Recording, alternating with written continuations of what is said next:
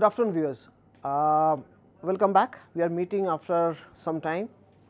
I think by this time you would have seen and studied some of the study materials that we have posted. If not, keep a track on the website and you will find a lot of study materials on whatever we have covered so far. Though in the screen today you have seen a couple of topics. One is inventory management that we started discussing in the previous session itself. We are also, time permitting, we are also going to get to the next chapter of forecasting. That are the two major subjects.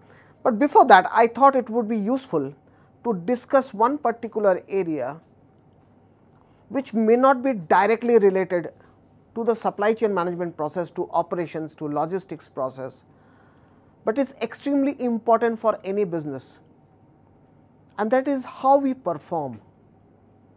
What is the value of our product to the customers? What are we producing? Products, services? So, a product or service has no value unless a customer gets benefit out of it. So, how does every enterprise, how are every company,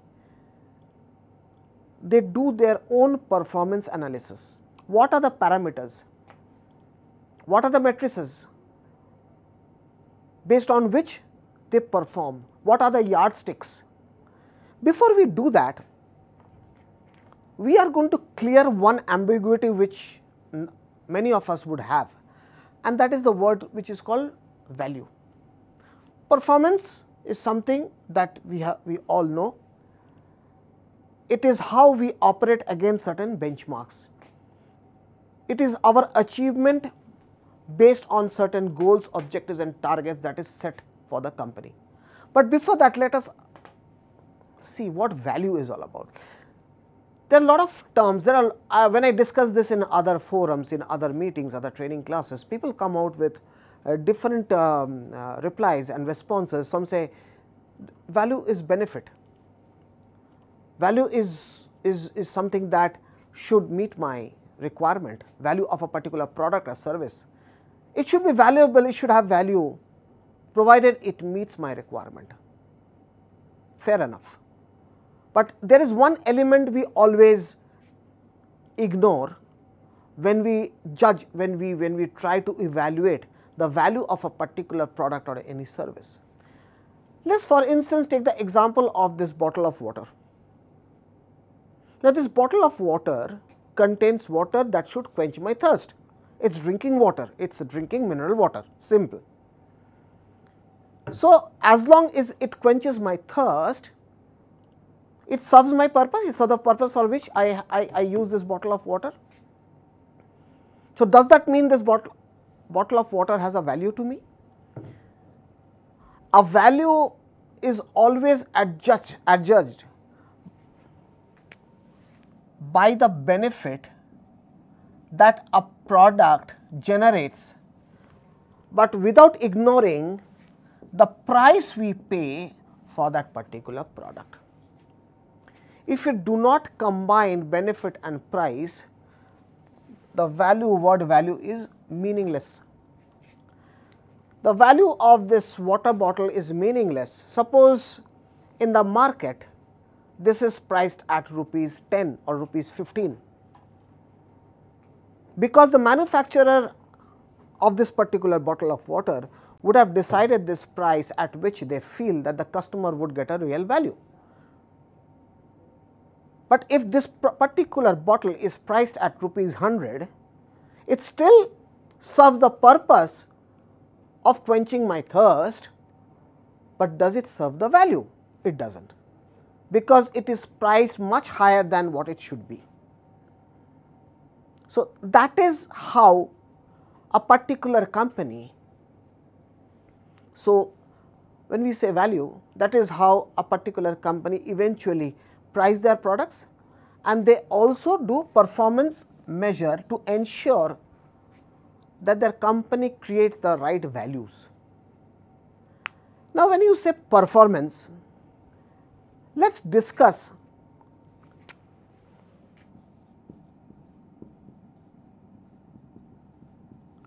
now. All these are relevant to our course of supply chain management. Ultimately, what are we doing? We are producing goods by consuming certain raw materials, storing them, and through distribution channel we are distributing to the customers for consumption. But there are many stakeholders. We have to understand that unless and until a continuous evaluation is done, a company has to do a continuous and a routine evaluation of its own process and mechanisms. Otherwise, very soon they will find that their quality of the product or the operations will take a dip.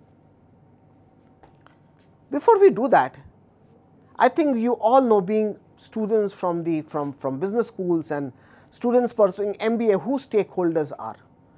Who are the stakeholders for a particular company? Anybody who is directly associated with the company is a stakeholder. For instance, the promoters to start with, or the owners of a particular organization. Number 2, then you have the suppliers of raw materials. Number 3, your customers. And number 4, who else are involved with a particular organization? When you say stakeholder, anybody who has a stake, anybody who is directly or indirectly connect to the customers and to its success and failure. So generally we say we have some stake with this company, or we have a stake with this particular event or instance. That means I am directly or indirectly, the company's success or failure is directly or indirectly connected to me. So the last entity in this list would be the workers or company employees.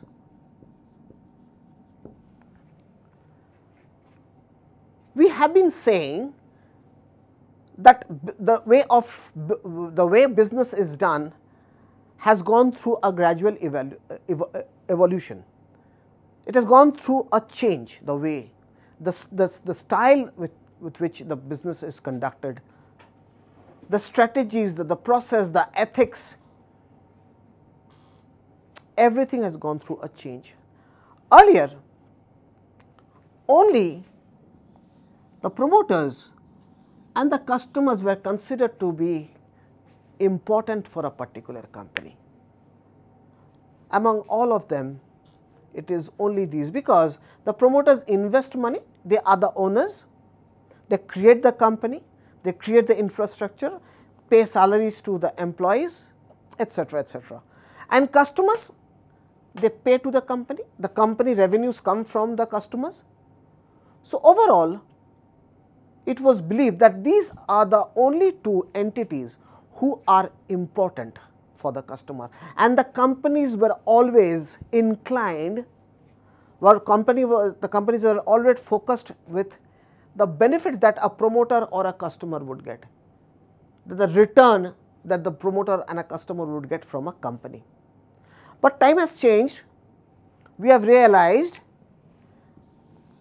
that suppliers as well as company employees form an integral and important and significant part of a company, and they also decide the success and failure of a company. And we have been discussing, we have been talking of coordination, collaboration, we have been talking of vendor compliance program, how a company works with a vendor, with a supplier, and do not behave like a landlord or a owner, do not behave or give an impression that he is the master because he is paying the supplier. No, there's gone are those times when people had to work for somebody, people work with each other. And also very important, from the earlier age, the employees have started becoming very important for a company, because it is this resource that would also primarily determine the success and failure of a particular company.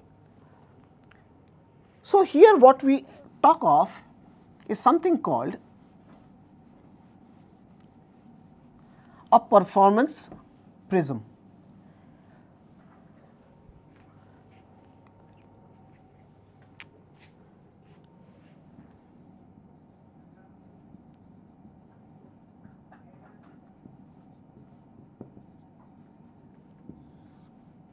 This is how a prism looks like.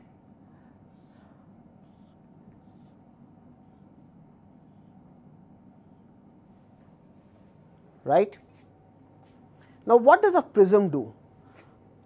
They reflect basically, as far scientifically, if we go to physics, it would convert a white ray of light into 7 different ranges of light, like red, yellow, blue, etc. A performance prism would include a stakeholder's contribution,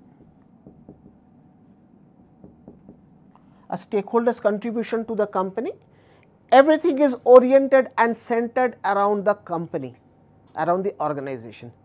So, we have just mentioned who the stakeholders are: the promoters, the owners, the customer, the supplier, and the individual and the employees. So, what are their contributions? Stakeholders return from the company or benefit from the company, then the strategies of the company,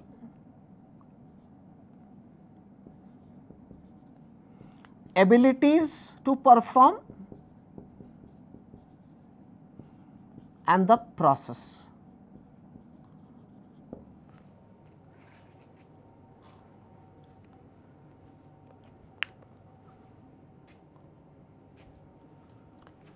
Rather than abilities, we can say capabilities.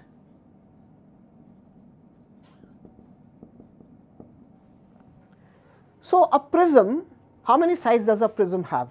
It has 5 sides.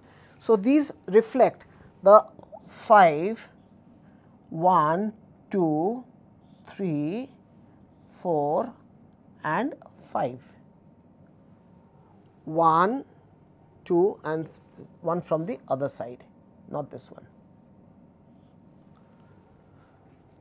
So, the 5 sides of the prism, it looks like a prism where it reflects 5 different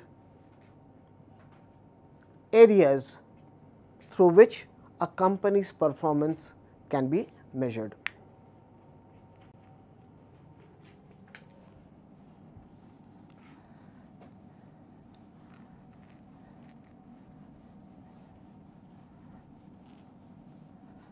Now, how does a company perform? How does a company perform?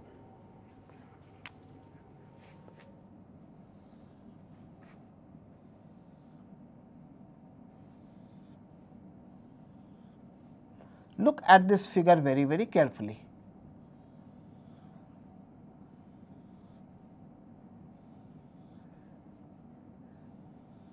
Now, there are some primary functions of a company. These are the primary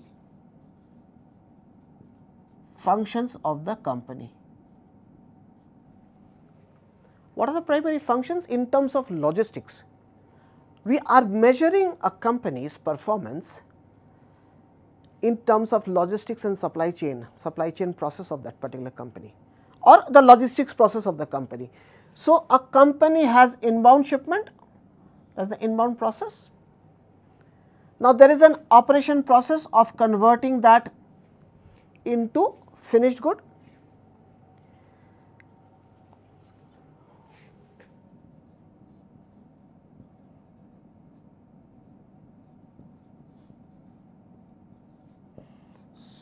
So, 1, 2, 3, 4 and 5.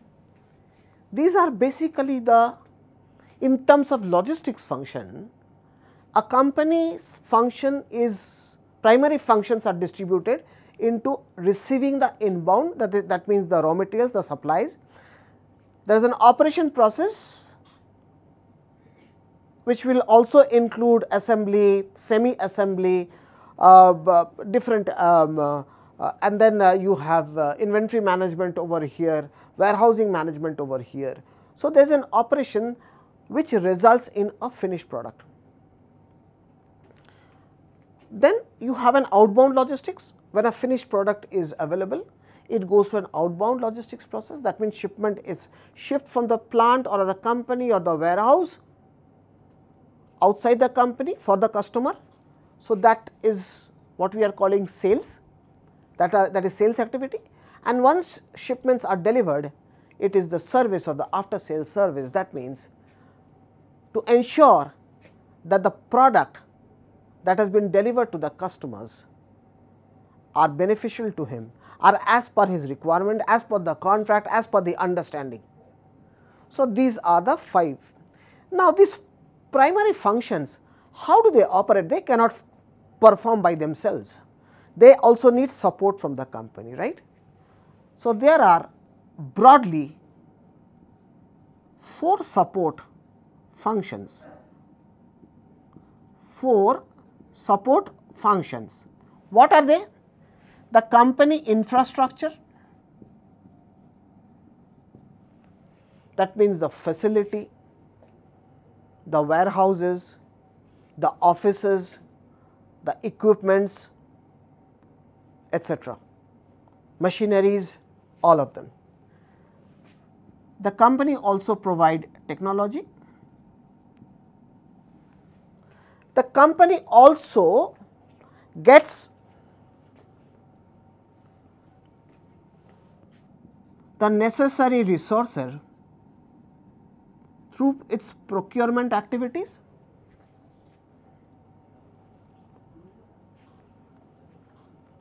and also it provides training to its employees. So, these are the functions or these are the supports which are provided by the company: the infrastructure, the technology for different operations. So, operations inbound, receiving inbound, dispatching, you need to have company infrastructure. In order to process semi-finished good or raw materials to finished goods, etc., for information you need technology. All this is possible if you have the right kind of raw materials, if you have the right kind of inputs and resources. The manpower, who provides that? It is the purchase or the procurement section of the company.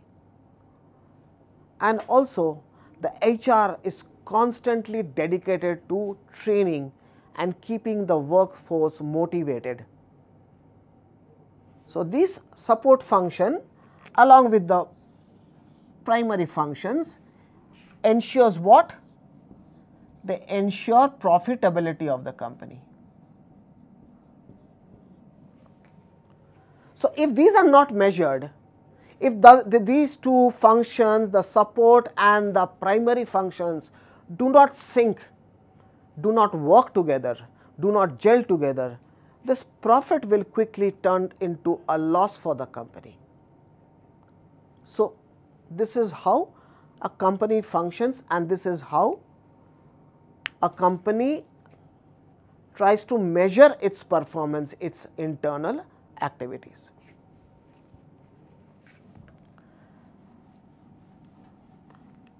Now, who evaluates a company? Does a company evaluate by itself? So, there are certain parameters. A company is evaluated on few of perspective, that means from the viewpoint of certain functional areas. What are they? One is the customer. So, customer evaluates a company, obviously. Whether a company is good or bad, whether its product quality is good or bad, whether its delivery is good or bad, whether its after sales services are as per desired. So, it is not only about the product itself, the quality of the product itself, its promptness in delivery, its promptness in addressing a particular situation, in case a shipment has to be retrieved back, repaired, whatever it may be, in case there is an claim to be lodged or whatever. So, after sales service, delivery, all these are customer perspective, from a customer perspective. From a financial perspective, we have often seen the share prices of a company often are indicator of whether a company is doing good or bad. Now, the share prices, they are also a reflection of many things which we are not going to discuss in detail over here. But you can understand, you cannot evaluate or you cannot declare a company to be healthy and strong if the company is projecting losses. So, company has to earn profits. The company has to earn profits, the company revenue should be up, the company's operating expenditure should be low, the company's capital expenditure should be as minimum as possible, the return should be high, etc., etc., etc.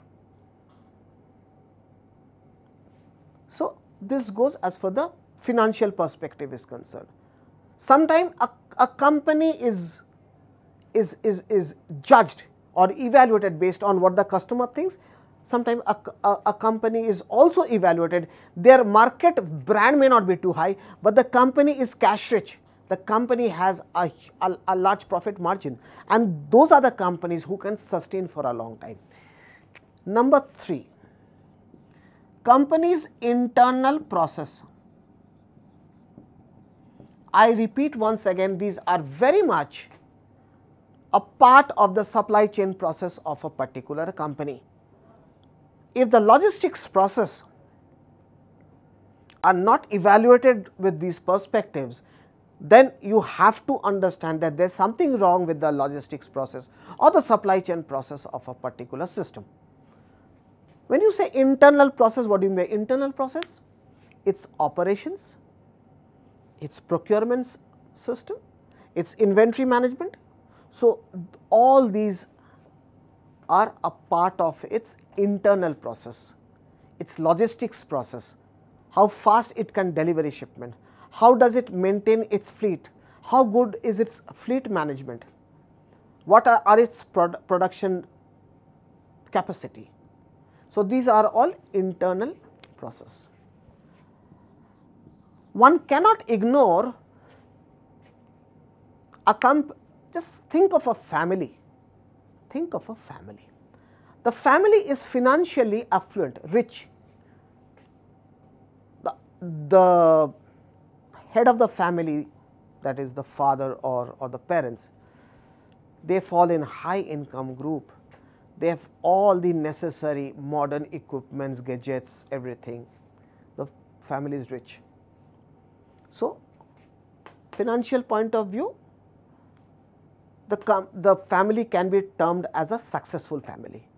But what if the internal culture of the family is not good, if the behavior of the people are not good, if the punctuality and the lifestyle of that particular family is not good, can you really term that family as a successful family, as a good family? No. Same way, organizations are also families. So, what is the fourth parameter over here? It's the internal culture, learning, training, how updated the staffs are, how well trained the staffs are, how punctual they are, how disciplined they are, how is their communication with other entities, with their customers, with their, what is the communication system within the staffs, within the company. Does it follow a respect to each other? Does the company employee follow they respect each other? So, all this put together reflects the internal culture of a company. We have seen so many instances that a company may be on the top as far few of the perspectives are concerned, but are challenged or probably not doing well as far the other parameters are concerned. So, one can only adjudge or term a company as successful if they maintain a balance, if they have positive results as far all these parameters are concerned. The last two are its internal supply chain process and its external supply chain process. What is internal supply chain process? We have mentioned, we have studied before, that a company's logistics system comprises of different facilities engaged in different functions, maybe warehousing, maybe production, maybe terminals, maybe distribution centers, maybe fulfillment centers, maybe logistics center, maybe HRD centers, whatever it may be. So, there are different facilities within the company. So, within the company itself there is a supply chain, there is a chain. So, that internal supply chain process should work. There should not be any lapse or error in the internal supply chain or the internal logistics process, internal logistics system within the company. What is external? Now, this company is working with somebody else. A particular company is working with a supplier, he is working with a distributor, he is working, if he has engaged a 3PL, so he is working with the 3PL company. If he has engaged a logistics service provider or a transporter, he is working with that company, he is working with his customer, he is working with the financial support, a company who is engaged in financial support. So, a company's performance also depend upon how effective, how efficiently the company can collaborate or integrate with others, with other companies in the same supply chain. So, internal supply chain process and the external supply chain process. So, these are the 6 views, 6 perspectives from the, I say from the perspective of a customer, how a customer looks at a company, how are the financial how are the figures, how are the profit and loss figures, how the operating cost from the perspective of finance, financial health, from the internal culture discipline, its internal logistics and supply chain process, and also how it integrates with other companies, that is the external supply chain process.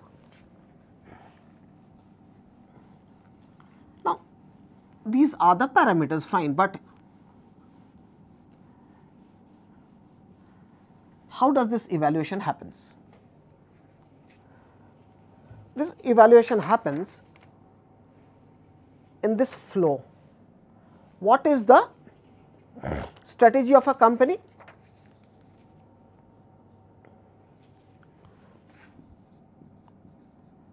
We have discussed this briefly earlier.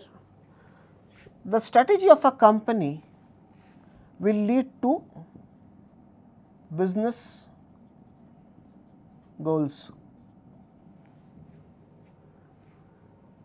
So, the business goals will lead to performance measures, and now these performance measures need to be implemented. You have implementation.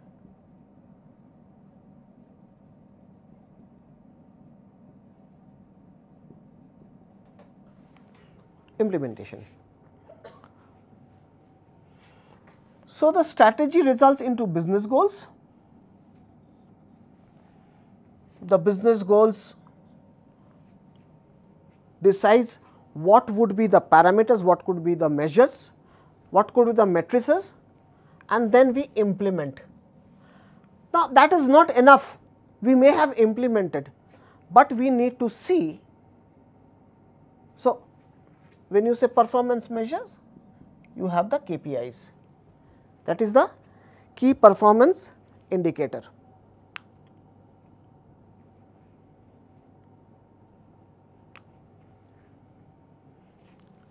Now, there has to be a reverse assessment. It is not necessary that these KPIs are correct. So, you have to verify the goals and then you may have to rectify the KPIs. If required, you need to rectify the KPIs. Then you have to create metrics to assess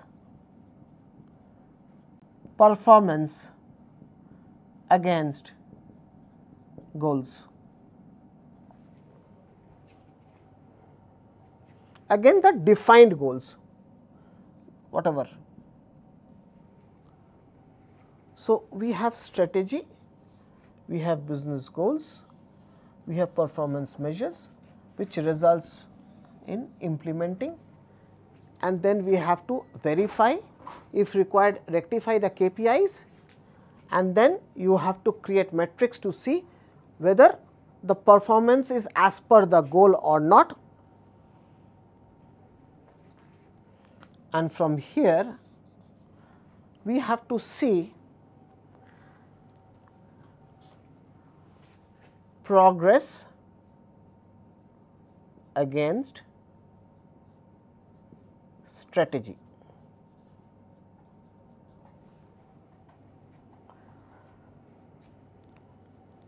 We just need to look at this at a macro level at this point of time. We have to understand the concept. We should not get confused with this particular structure, this particular figure. Basically, yes, a company has different, and if you remember, we discussed logistics decision. There are strategies like what could be my customer service approach, whether I should be insourcing or outsourcing, where would my financial resources come from. These are the long term strategies which are decided at the promoters level, at a very, very senior level, at the directors level. When that is done, what would be the goals of the business? Do we want to be the most profitable company? Do we want to be holding the maximum market share? Should my company be a pollution free company? Okay, so different goals, and then you have to identify what are the yardsticks, what are the parameters that would evaluate my performance. How can I evaluate my performance? As students, your performance are evaluated through examination. So, every company would have their, and then this is exactly what we have been discussing earlier. What are the performance measures? And then we have the key performance indicators for every function. For a marketing team, there are different indicators in terms of sales call, in terms of profitability, in terms of the number of products sold, etc., etc., etc. Same with the production or the HR or other functional groups. They have their own performance indicator. And you know, as MBA students, I need not discuss what performance. The metrics, the parameters which indicates your performance, whether it is good, bad or whatever. Once we have implemented, we have to verify whether this is working or not, whether these KPIs are working or not. If not, we need to modify, we need to change the KPIs, we have to create the metrics to assess. We had certain goals. Is the company performing? Is the company performing based on the goals that it had decided? And also, there were certain strategies, whether the goals, whether the overall progress of the company syncs with the strategy that was designed. So, this is basically gives us an overall view of value and performance, how a company performs, how the performance of the company is measured, evaluated, assessed, corrected, etc. So, it is very important while we discuss the different drivers of supply chain. When we say drivers of supply chain, there are broadly two drivers of supply chain. One is called, just for briefly, since we have been discussing this very interesting area called value system, value and measure, performance measure. When we say drivers, who is a driver? Who navigates the vehicle towards its destination. Similarly, which is the vehicle over here? The logistics and the supply chain process of the company is the vehicle. So, somebody has to navigate, somebody has to drive this vehicle. So, who would drive this vehicle? Broadly, there are two drivers. One is called the logistics driver and the other one is called the cross-functional drivers. When we say logistics drivers, it is about the transportation, the warehousing, the inventory management, the freight, whereas the cross-functional driver is the sourcing. So, whoever a company has different functional groups within the organization, the finance group, the marketing group and the IT team, the sourcing team. So, the cross-functional drivers, when we say cross-functional, when these functional groups, and you probably are aware, when they interact with each other very, very closely and work together. So, what we have discussed so far are the performance of both these two drivers are to be constantly measured, because ultimately what we are talking of is value. Value for the service or the product that the company is delivering to its customer. I thought that we need to discuss this particular area before we go into our core areas of inventory management, forecasting and transportation, etc. So, we will stop here as far as this session is concerned. We will meet you on the other side of the break. Till then, thank you.